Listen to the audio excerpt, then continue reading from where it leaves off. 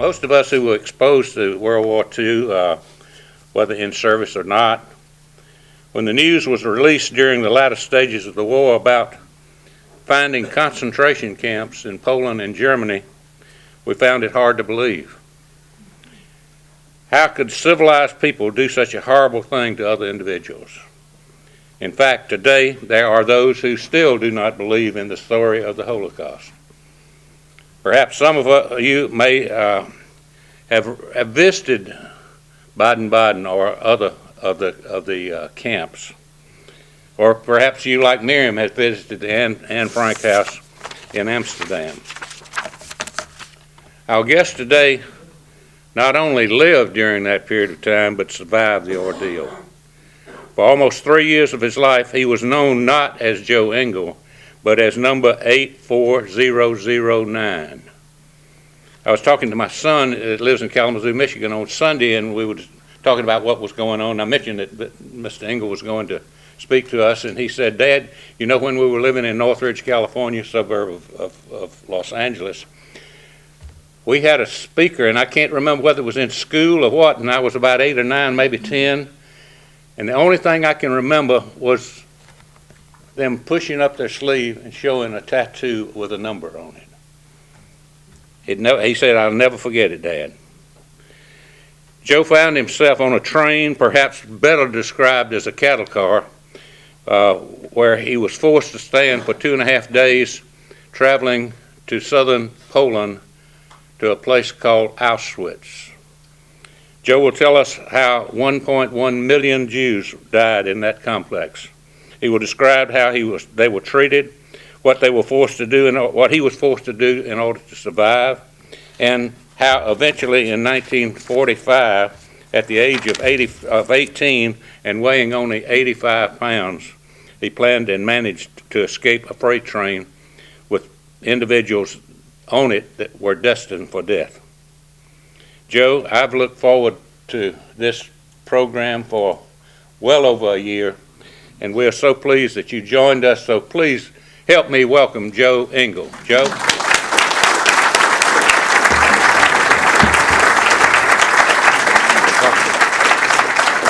Thank you. Joe has asked me, he said he would be glad to take questions, but he would prefer that you wait until after his presentation, and perhaps some of your questions will be answered in his talk, but he will be glad to answer questions after the talk. So hold your questions until after his presentation. Good morning. Good morning.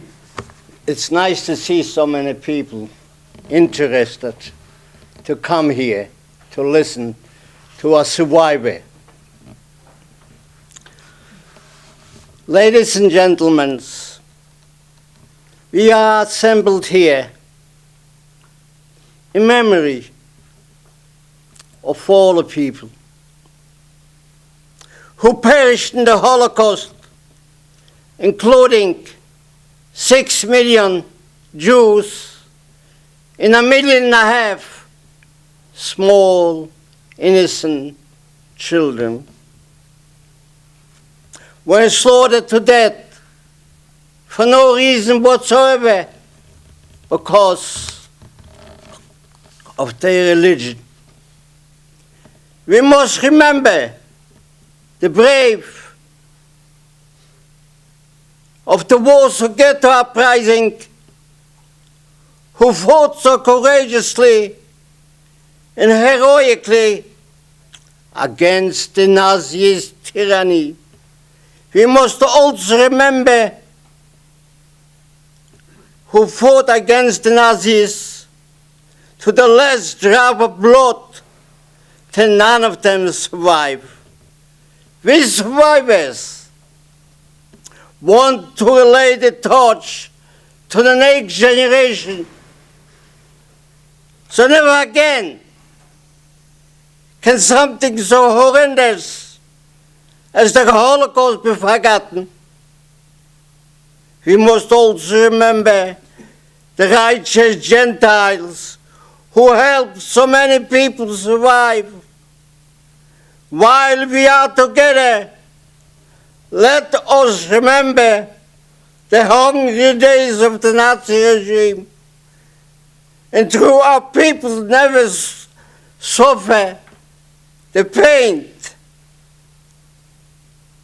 and hunger again. On January 18, 1945, 104,000 inmates led by the Germans for the Death March. More than half were killed, or they starved in starvation, or they were shot, till we got to the place we had to have. You have anybody who couldn't keep up with the march. The SS, the Gestapo, took out a pistol and they shot him to death.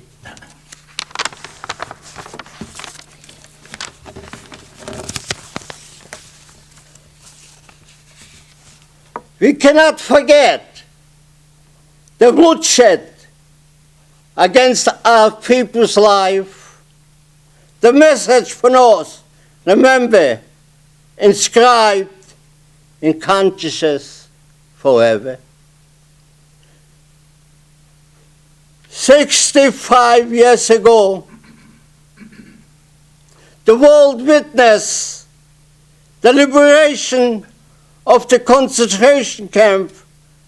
Unspeakable crimes of the Holocaust were unfolded. Today, we still must witness for the dead, for the living. We must bear witness. Let this be a reminder for the future that the past does not repeat itself. We appeal to you all for your sake and for your children's sake. Do not forget the Holocaust in the Second War.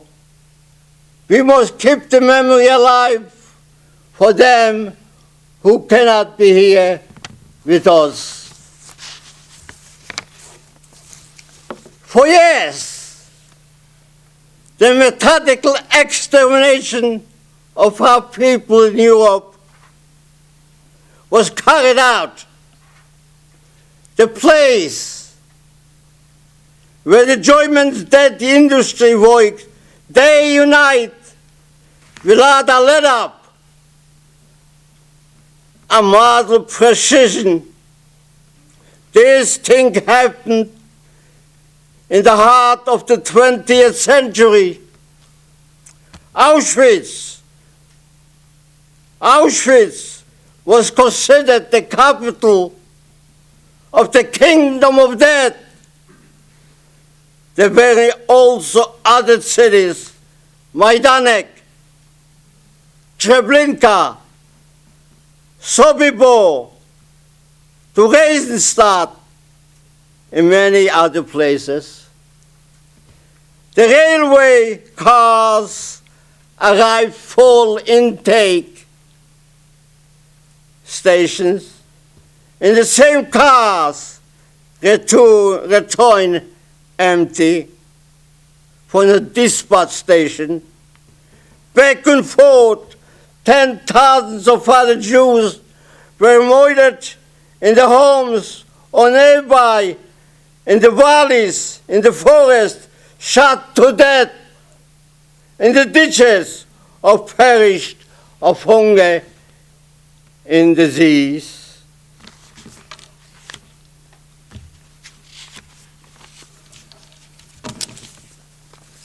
Yes, this was the heart of the 20th century, which has just ended. This genocide went on year after year. It was also made possible by the apathies of these who stood and watched in silence of these who stood idle by. Not can we forget these who rejoice of our tragedy, nor collaboration of informers, and especially that's the reason why I wish to salute the Gentiles, the righteous, the nations who know compassion and mercy, who grieved for the persecuted and risked their own life.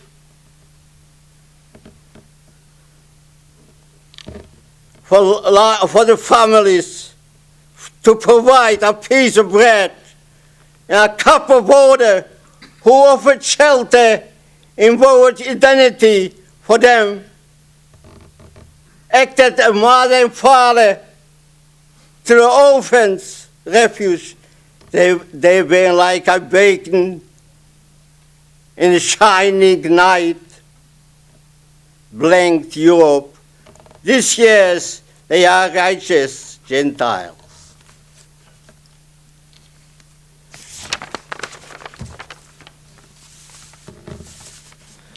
Forgotten the Holocaust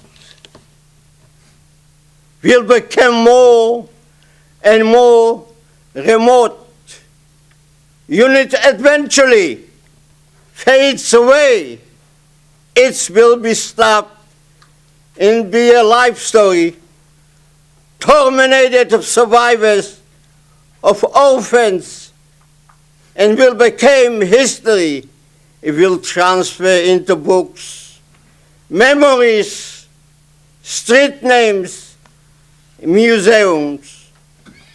What a story of the torture, of the murder, of the Jews in Europe will never let go to the conscience of civilized people around the world. Will come back to haunt the family of men. I thought I was unparalleled crime of human history. It will be raised again in soil memory of owning, of symbol in every case where human beings are prosecuted and masqueraded because they are others who are defenseless. We are witness today the tireless energy of the Nazi, of the Holocaust deniers. Has been said that Nazi Germany robbed so many people of their lives.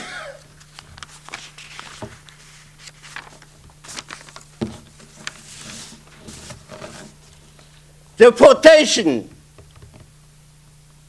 executions, mass graves, death camps, mute prayers, cries of revolt, deportation, torn scrolls, cities in towns, in villages, in hamlets, the young, the old, the rich, the poor, the ghetto fighters, the partisans, the scholars, the Masonic dreamers, revenge faces, fish races, like clouds of fire, all have vanished.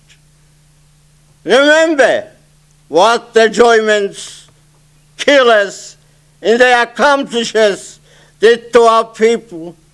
Remember them with rage, contempt. Remember what the different world did to us.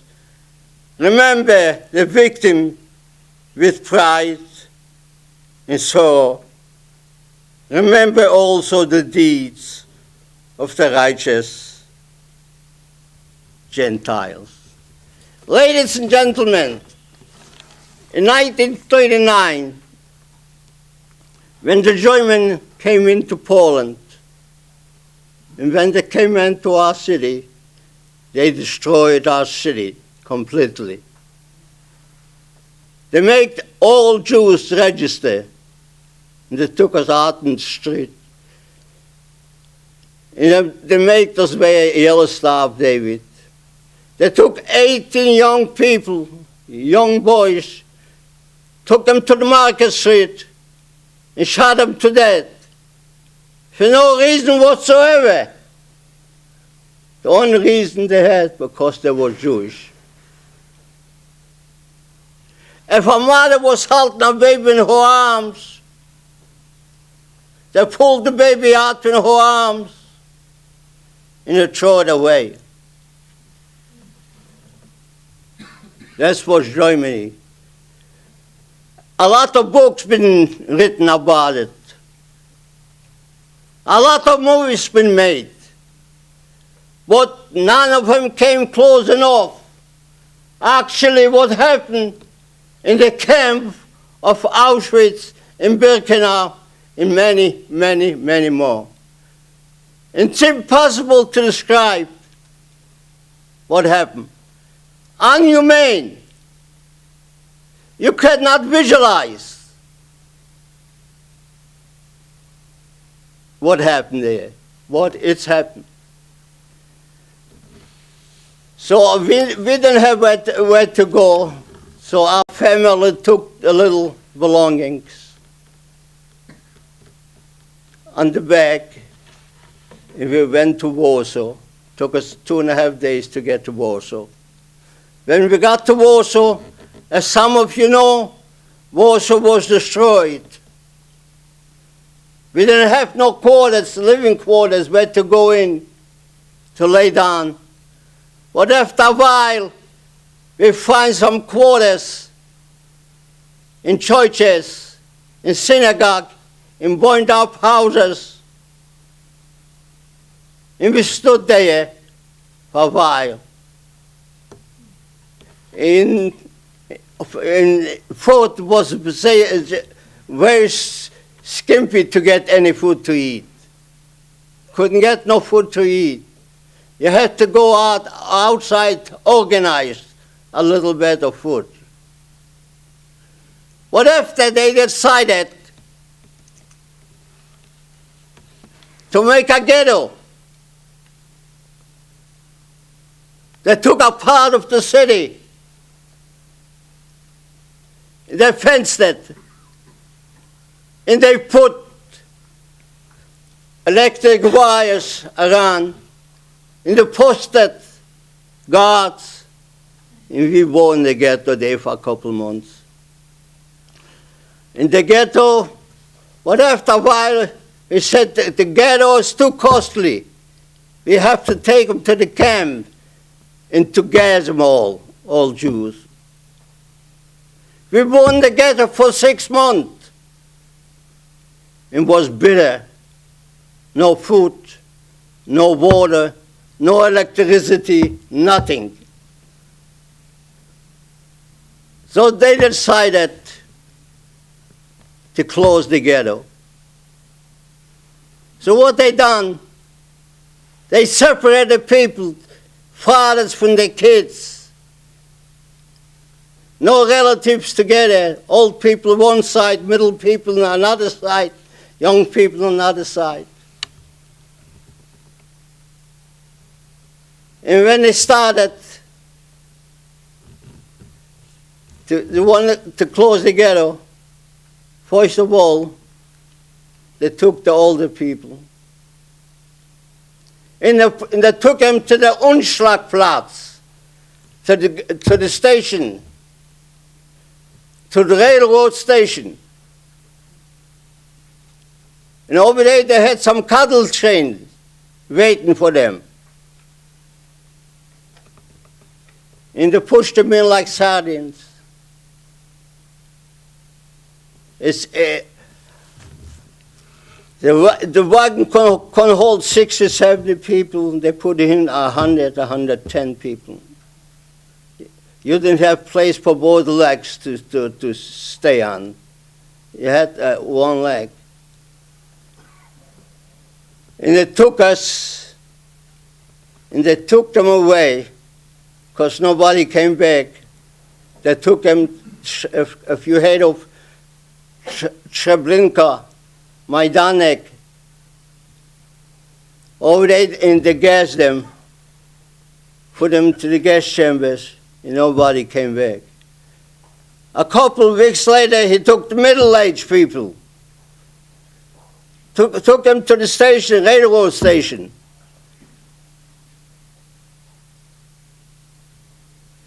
And he sent them off. And nobody came back. And by the end, they took the young people, put them in the cars, in the closed cars, and locked. The only thing we had a piece of window for air. And we stood there 2.5 days. And after that, the train was rolling. And took us, we didn't know where we were going. Took us 2.5 days to get there. When we get there, we saw a big sign. Arbeit macht er frei. If you work hard enough, you will survive. It was not Arbeit. When you go in there, it was the death.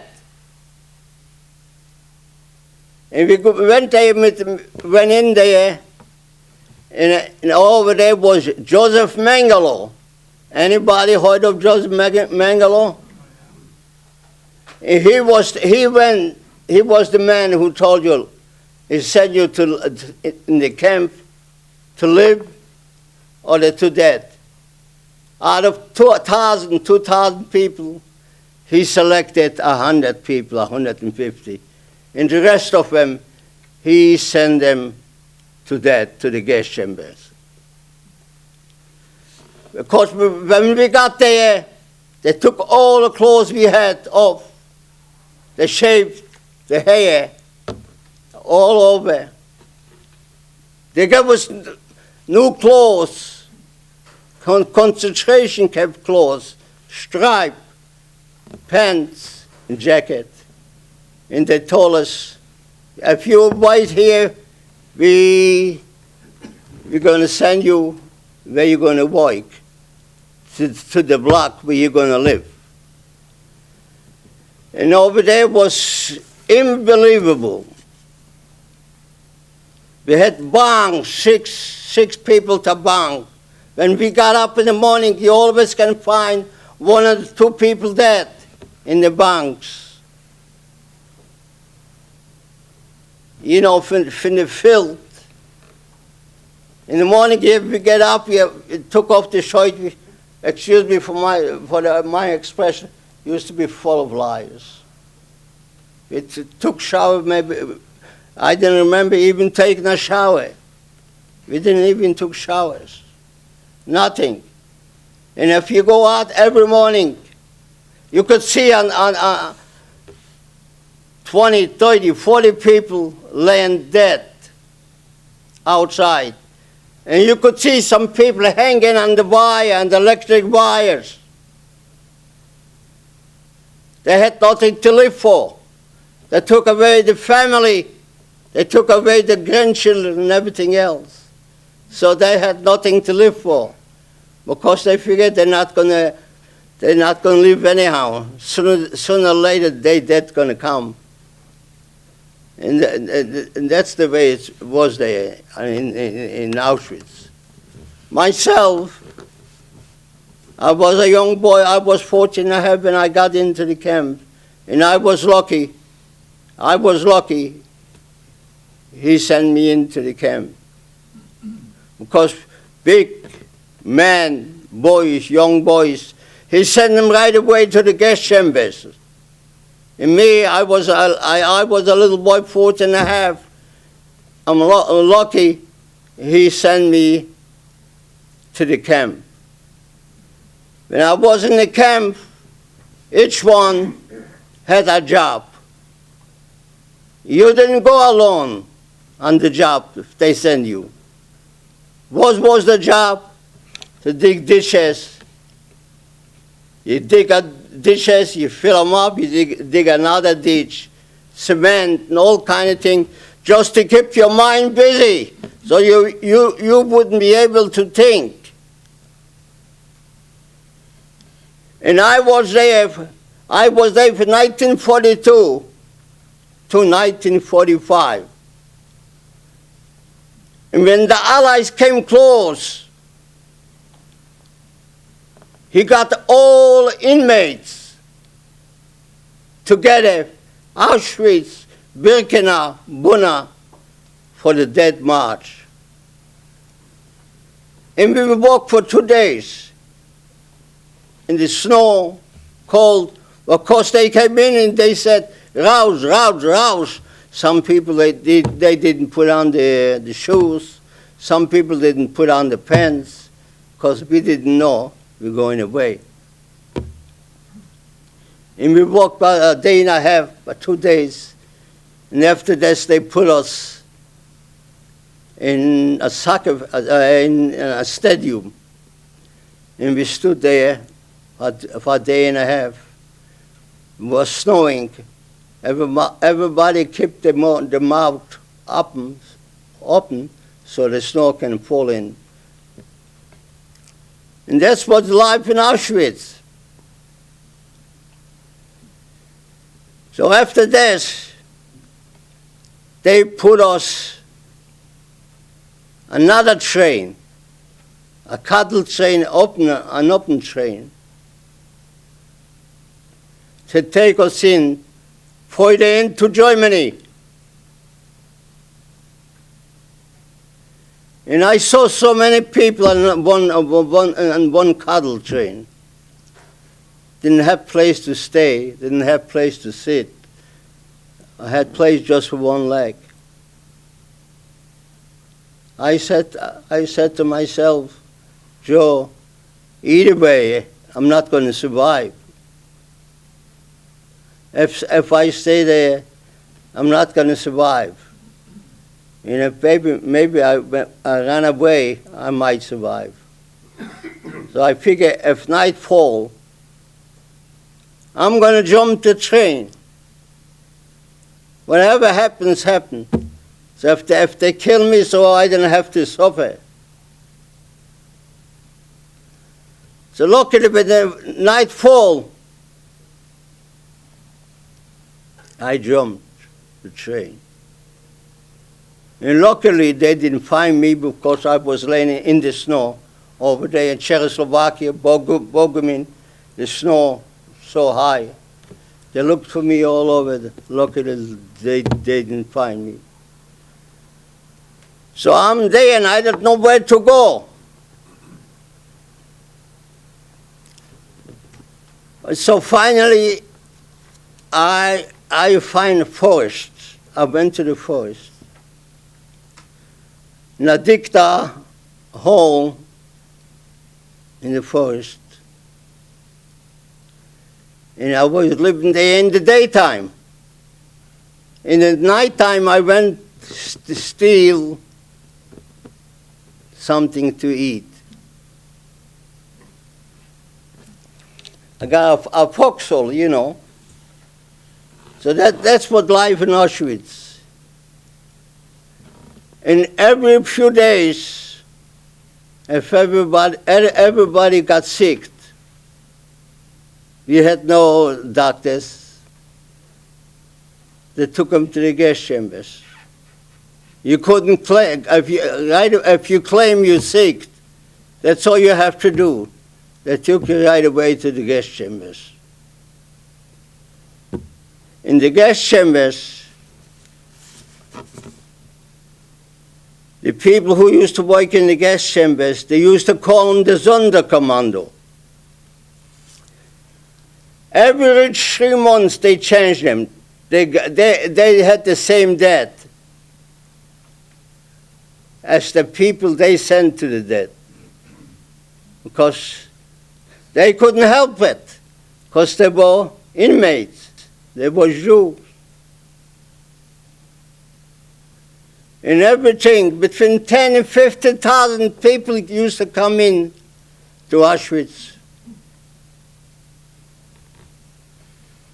1.5 million Jewish kids, little ones.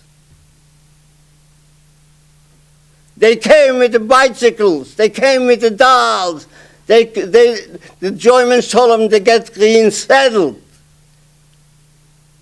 They took away the dolls. Some kids that took for experimental things. After this, they sent them to the gas chambers. And when the inmates who used to work in the gas chambers, the Sonderkommando, when they opened up, they still could see how mothers was holding on to their kids, and the kids was holding on to their mothers. They took them upstairs before they cremated them. They cut the skin off from the people. They made gloves. They lampshade and everything else. And life was so bitter. It's inexplainable how anybody could survive.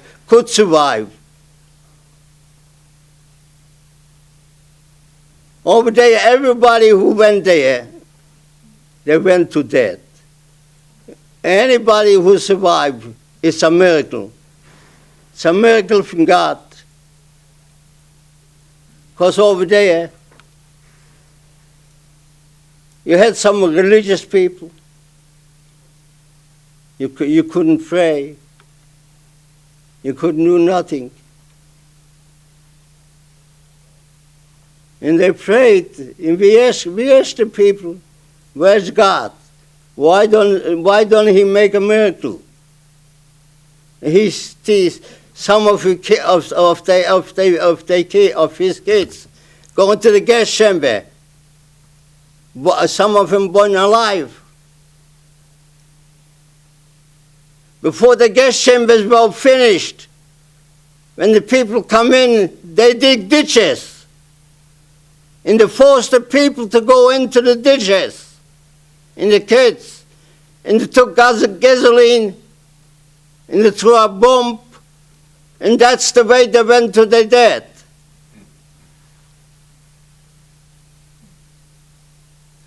How could a human being do this to another one?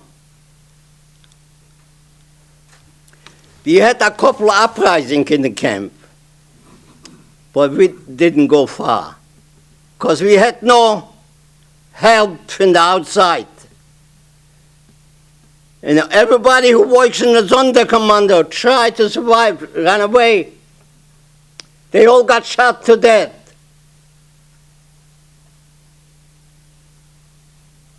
Because we're supposed to have some organized resistance outside waiting for us. And nobody came, and nobody waited for us. So all of them got killed. When General Eisenhower, when he liberated a camp, he went in, and he came out with tears in his eyes.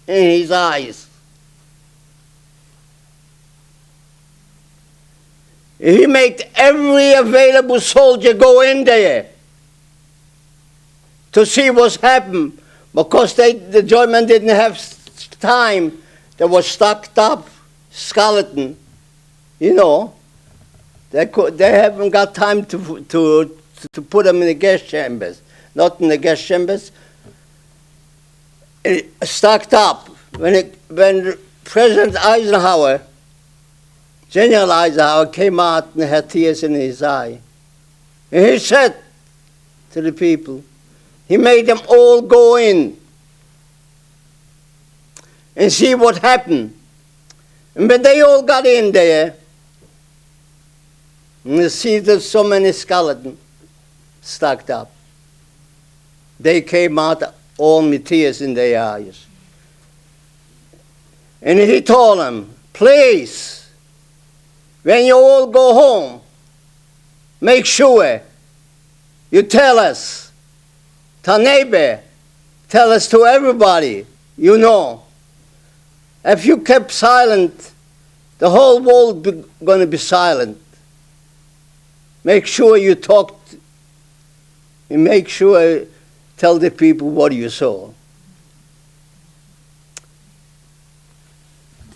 Yeah, it's a long time. It's 66 years already.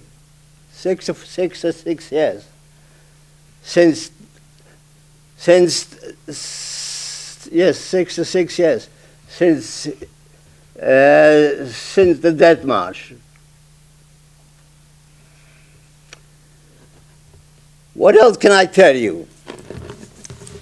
Anything good can I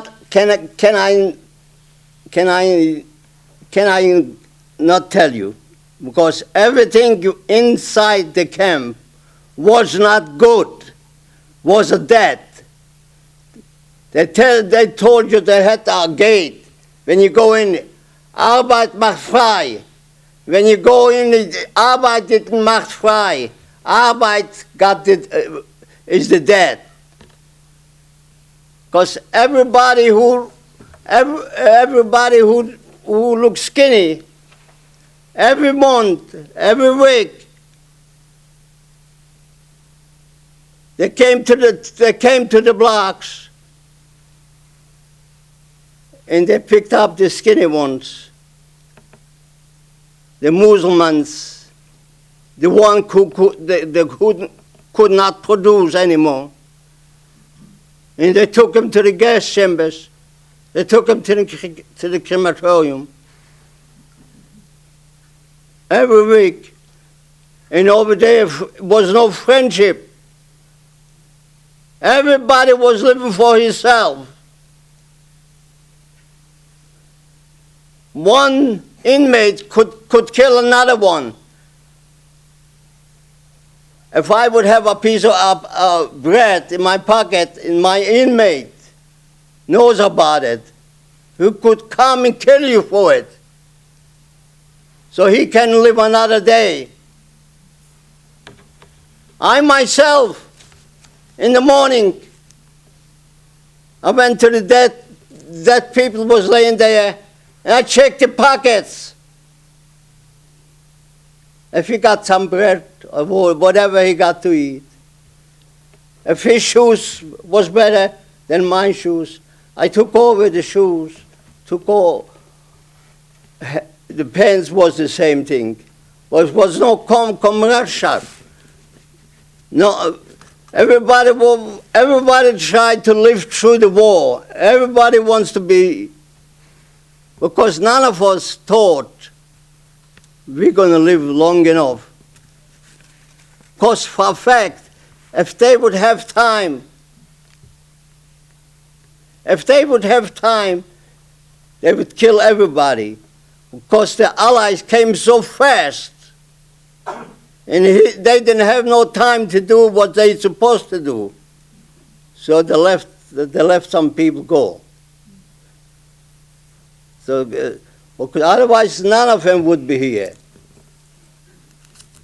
When I escaped, I enjoyed the resistance. I was fighting with the resistance 2 months. We used to go to police stations. If we know a train transport is coming by with ammunition, we used to shoot them up. And a lot of the resistance got killed too, but we all done it with pleasure. So that's what happened in Auschwitz. It's so much to talk about it. It's so much to talk about it. It's unbelievable. Like Mengele, he had your life in his thumb.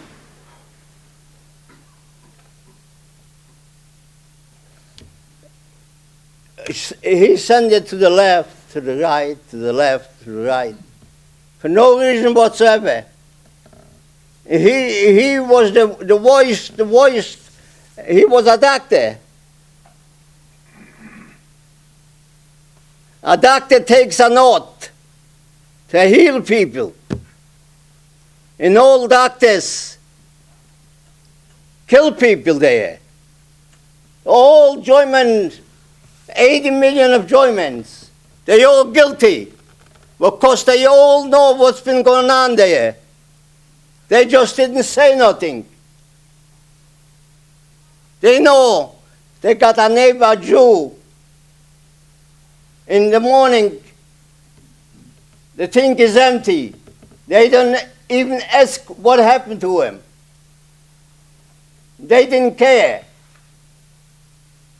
So long, but Hitler promised them everybody going to have a car in his yacht and a chicken in the pot. And they all believed him. 80 million people believed what Hitler said. And also the United States could come there, could bomb Auschwitz, or the Birkenau, or the Buddha. They would save a lot of people there. Because unfortunately nobody came there. The United States couldn't spare an airplane to go there to bomb the camp.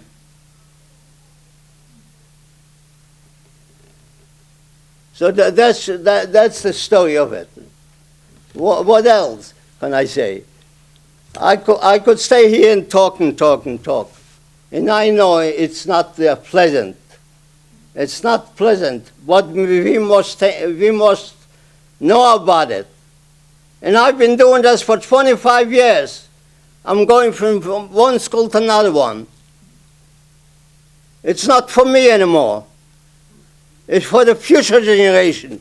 They should know what happened. It could happen any place. Because the Germans, they were educated, the scientists, instead to work for science. They worked for Hitler, how to kill people.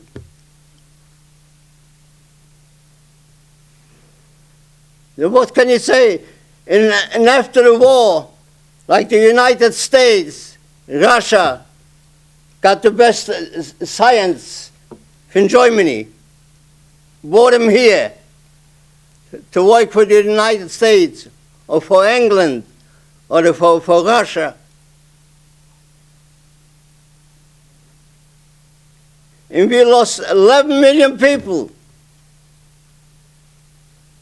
5 million people were Gentiles.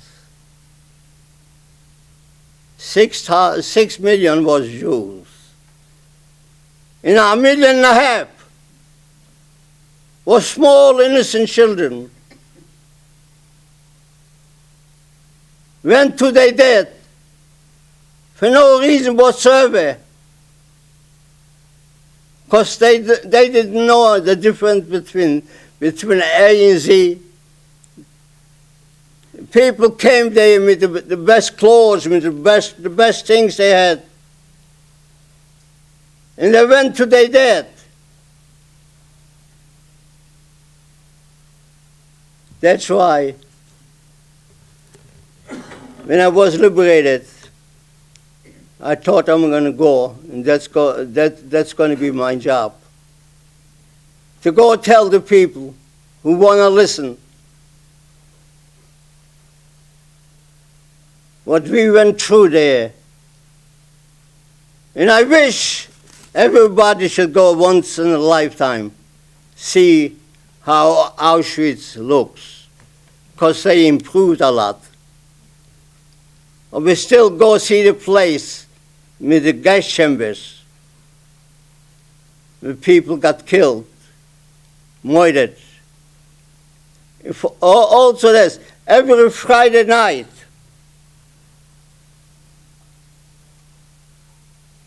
They hanged a couple of young people every Friday night for no reason whatsoever. So they pick you out and they hang you. And they had a special block 11. Anybody who didn't listen to them, they beat you up anyhow, and they sent them to block 11. And over there they put you in jail, or they shot you to death. And I've been there for 4 years. I didn't find one enjoyment, a good one. Maybe it was a few good ones. The good ones, they were scared for the next fellow soldiers. But if they find them, they give me a piece of bread or something, they will shoot the soldier too. So that's why. So thank goodness I survived. And anybody who survived should be lucky. We can delay what we saw there, and to prevent things like that should never happen again. Because this time what happened never happened before. He wanted to erase the whole Jewish religion. But unfortunately, he did not. A few of us survived.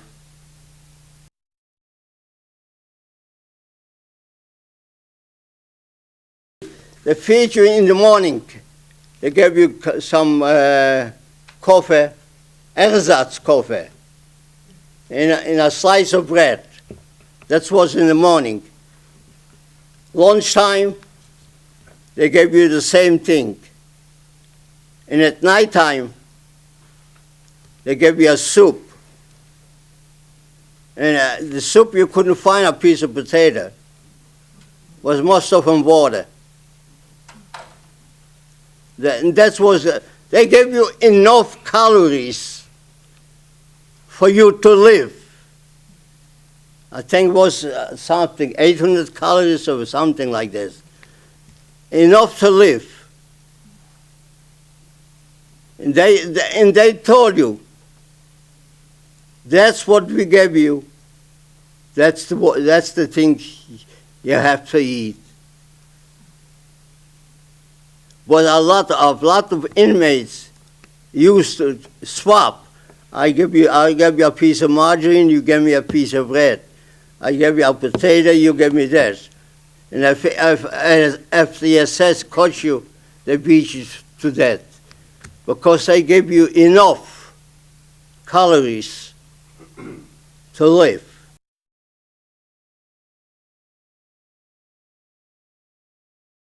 I don't know. I think I done it by myself. The train was 45, 50 miles an hour. While I decided to do, because I didn't see no light. I think I couldn't survive sitting on the train because I saw so many people dying out. So I figure I'm going to take my life my own hand. If they kill me, I don't have to suffer. If I'm lucky enough, so I talk to people and I tell them what's been going on.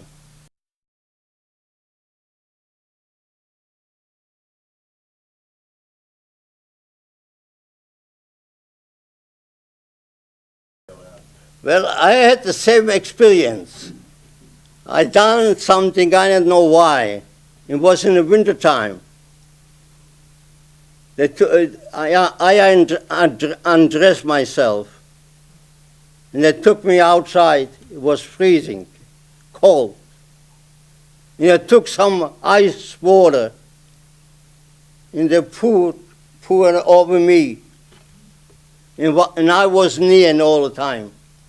And they let me stay outside till I was a piece of ice. After this, they took me in inside. And thank goodness I survived.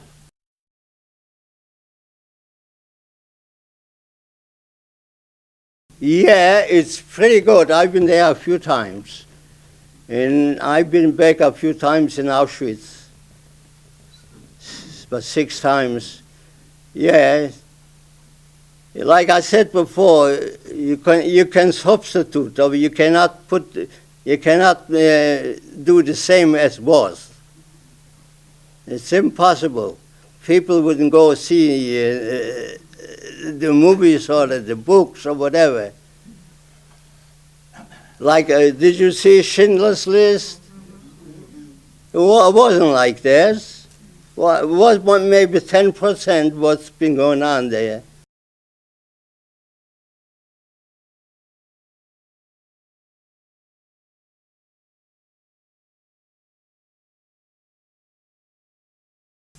Yeah. Yeah, that was in 1944. Oh, but that was too late already, because that's too late because they evacuated already, all of them. In about 500 young Jewish boys and girls left there in their fought enjoyments for a while, but none of them survived.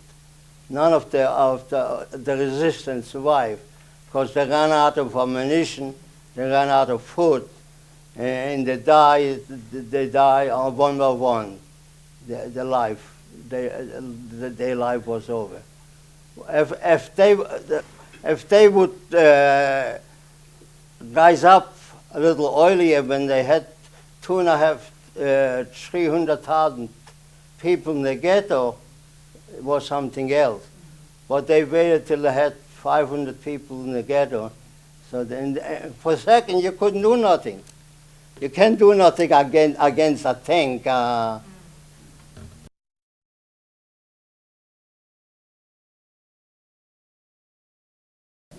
Well, I ask the same thing. Some educated people, more educated than I am. And I ask them, nobody got the answer. I agree. Nobody could. Jewish rabbis, priests, and all kind of people, they got no answer for it. They don't want to talk about it.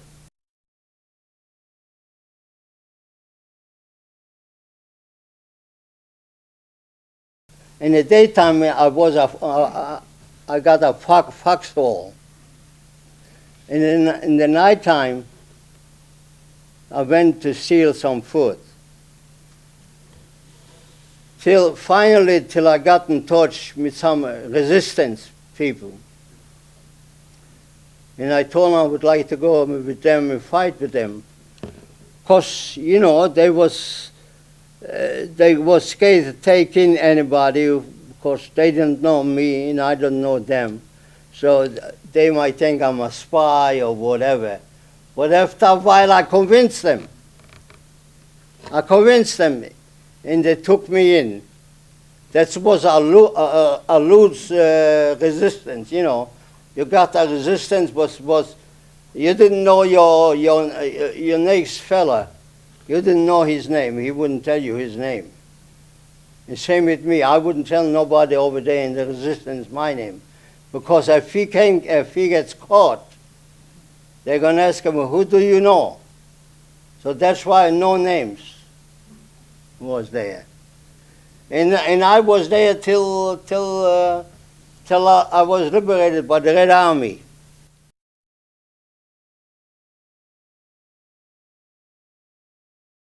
I got an aunt. It took me 5 years to get here. I got an aunt, and she sent affidavits for me.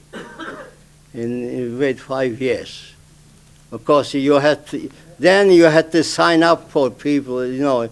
You're going to keep him. The government is not responsible for him, for a job or anything else. So I had an end. It took me 5 years.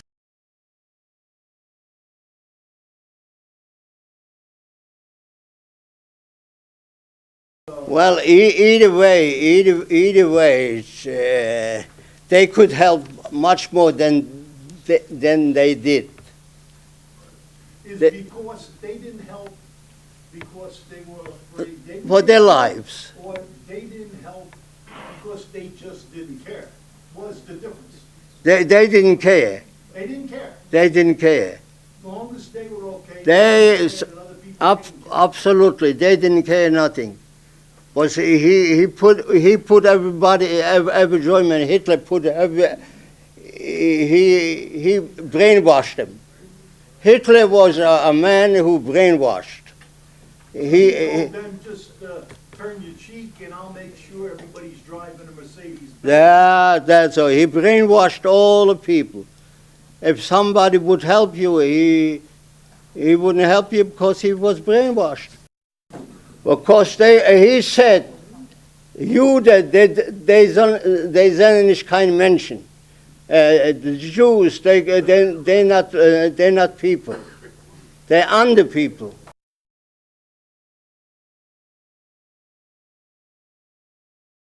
Our family was 9 kids. And thank goodness, 4 of us survived. Are they here in America? They're not, I'm the last sibling alive. How were you able to make contact with them? Find them? Well, when I was liberated, I went to Warsaw. I went to, if somebody's alive, he might come to his city. He would look up in the city. So I went to my city, to Poland, and I was 6 months there, and nobody showed up. And they wanted to draft me to the army. So I went over the border to the American zone, and over there in the DP camps. You know about the DP camps? Yeah. Yeah. Over there, you know, I find out I got 2 brothers. They were in Auschwitz, and one sister was in Bergen-Belsen.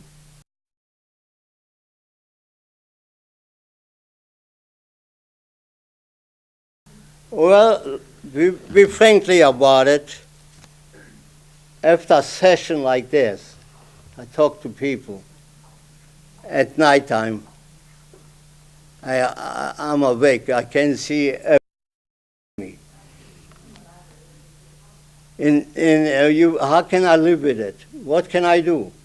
I want to spread the word, the word what's happened, what people can do to each other. It's not for me now because, listen, I live my life. It's for the younger people should know.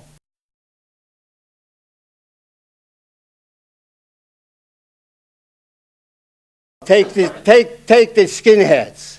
Right. Take the other what's the Ku Klux Klan. Right. They said that's not. Take him. He says it's not happened. The president in Iran, he said that's the Jews made it up. Oh, the average poison is because the good poison is good. An American who's born here, he's polite. He's nice. I know when I came here, I wouldn't go back to Poland. That's my home. If I don't bother nobody, nobody bothers me. I obey the law and that's all.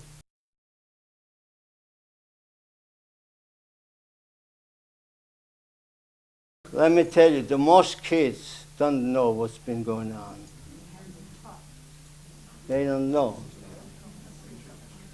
I saw kids, they've been crying and they didn't know. Their parents don't tell them. So if nobody talks home, so they don't know.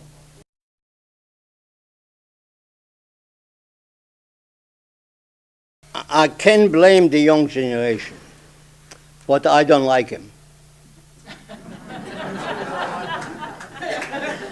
You never will. I never will. You can't blame the young ones, but they were born after the war. For the father or for their uncle. For fact, I wasn't back in Germany. I spent one night. That's all. Well, after the war, they all said we didn't know what's going on. We didn't know what's going on. You had 600-700 concentration camps. All over the place. Yeah, and they said we didn't know. You probably saw. Did you see a picture? They call the Germans to bury the dead ones. They didn't know. How could they not know? They had camps all over. They knew. Of course they know.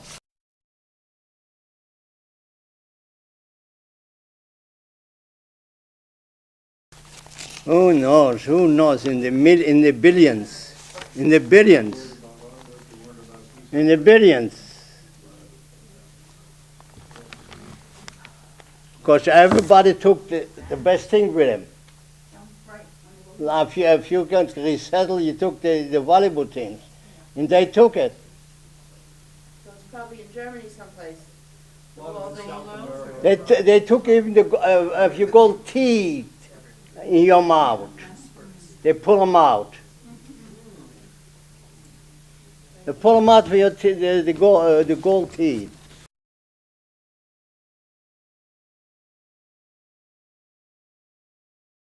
Let me tell you, I hope I didn't offend anybody.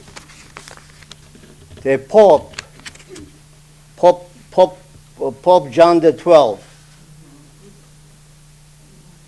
he sent so many to Argentina, so many Germans. They had a city for themselves. Who gave them the passports to go? Who made the passport for them? Huh? Was it the Pope? No, the church. The church. The church made the passport for them, so that they can escape. What's the name? They didn't cut him. Eichmann. They caught him there in Argentina.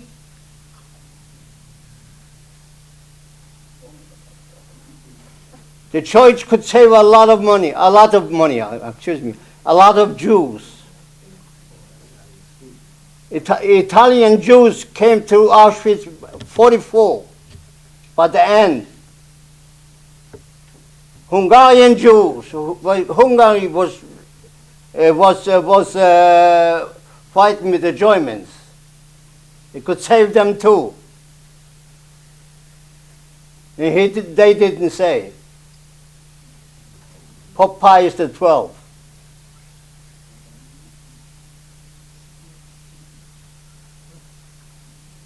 They didn't care, because they came in 45. By the end of he could say, let them stay here. They wouldn't kill the Pope. They wouldn't do nothing to him.